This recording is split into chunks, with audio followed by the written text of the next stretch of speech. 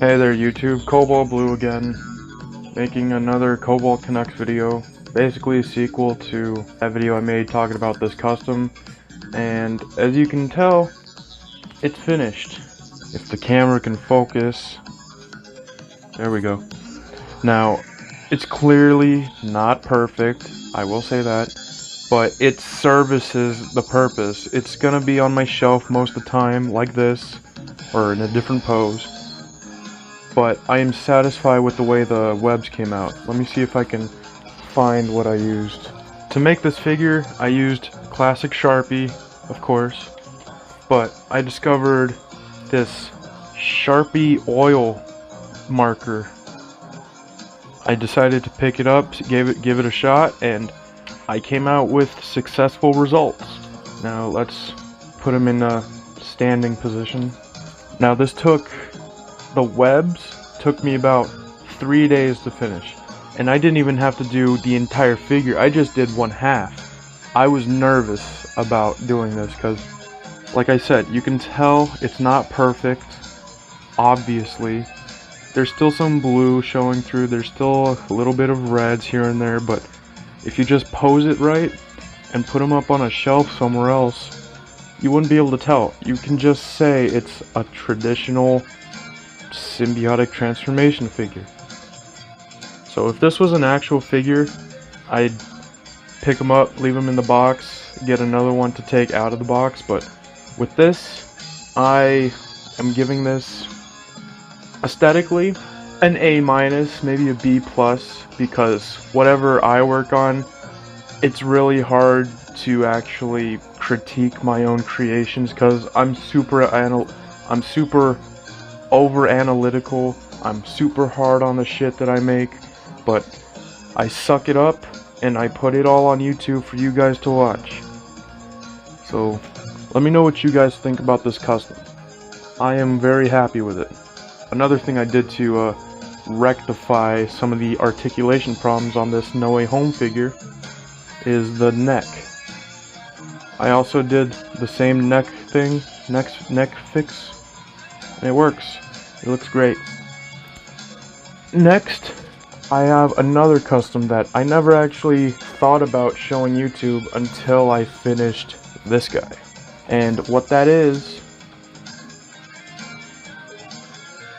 Zombie Mysterio. I have two Mysterios, the one retro card one and this lizard Build-A-Figure one. I wanted to keep the retro as my traditional, so I didn't want to have another Mysterio pointlessly.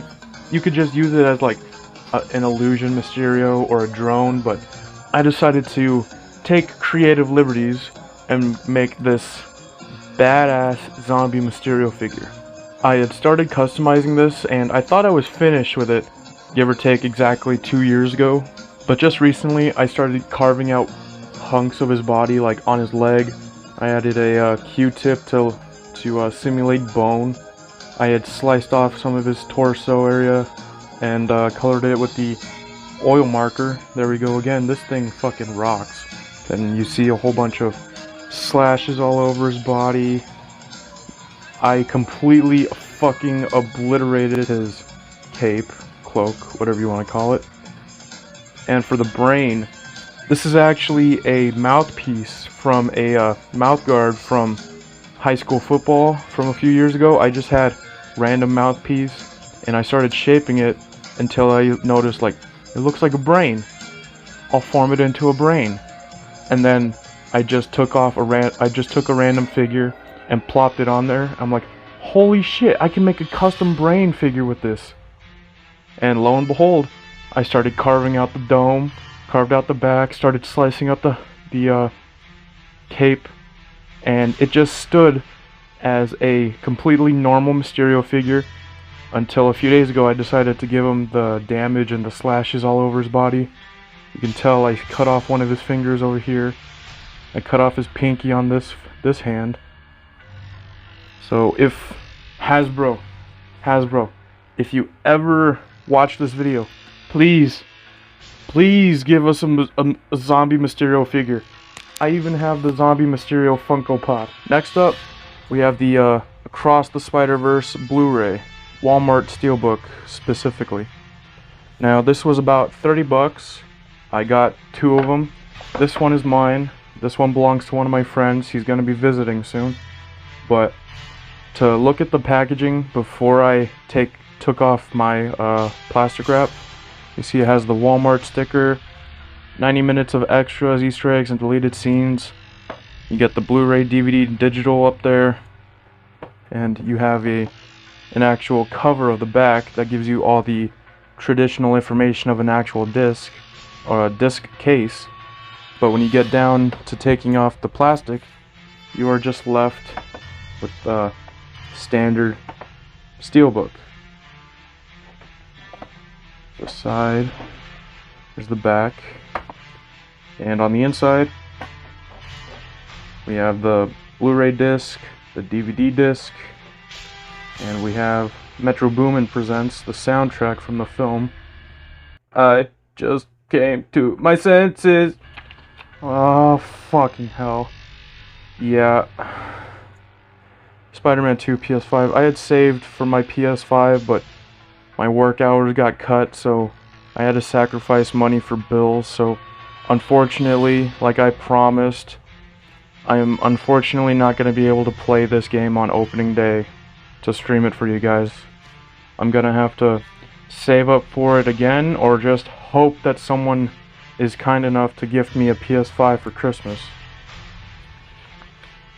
You can't use this code, I already claimed it. Is there anything on the back? Just the traditional shit. But then, when you take out the discs, I also like the way they're setting up discs now. They have this little lip here to make sure it doesn't rub against the other disc. It's just nice this way. Okay, this isn't coming out too easy. There we go. But putting these aside, you get a picture of Miles. Kinda very reminiscent of the What's Up Danger shot from the last movie, but just sideways. Now here's the big problem with this. The big problem that I have. So many people have been bitching about the Spider-Man in the Steelbook. You can tell this is the PS4 Hot Toys Scarlet Spider. Here's Spider-Man India. He's not as buff as this in the movie, but it's Spider-Man India. There's an actual shot of Spider-Punk from the PS4 game. Here's Peter B. Parker, somehow for some reason wearing white sweatpants.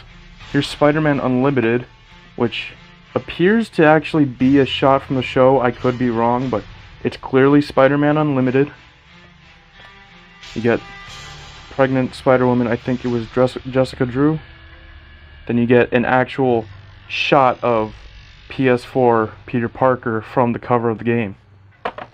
Now, what pisses me off is the fact that so many people have been bitching about how these are all wrong and they're not right. And, like, dude, shut the fuck up. You're not gonna be watching the case for 2 hours and 20 minutes. You bought a fucking movie to watch. You're not gonna be posting this up on your shelf and 2,000 years later. That's not the right Scarlet Spider. Bitch, who gives a motherfuck? You bought a movie, watch the fucking movie, shut your ungrateful mouth up, and enjoy what you have. Okay? Okay, I'm sorry. Tangent aside, so many ungrateful people in the Spider-Man community. I'm kind of starting to understand why people hate Spider-Man fans like us. We're so ungrateful. We take everything we have for granted. Like, I'd seen someone complain about Venom in the new Spider-Man game. How he looks too big. Bruh, are you fucking for real?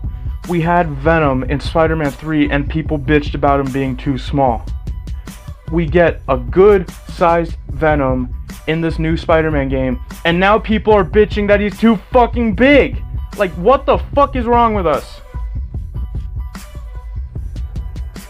Okay, sorry if I sound a little angry.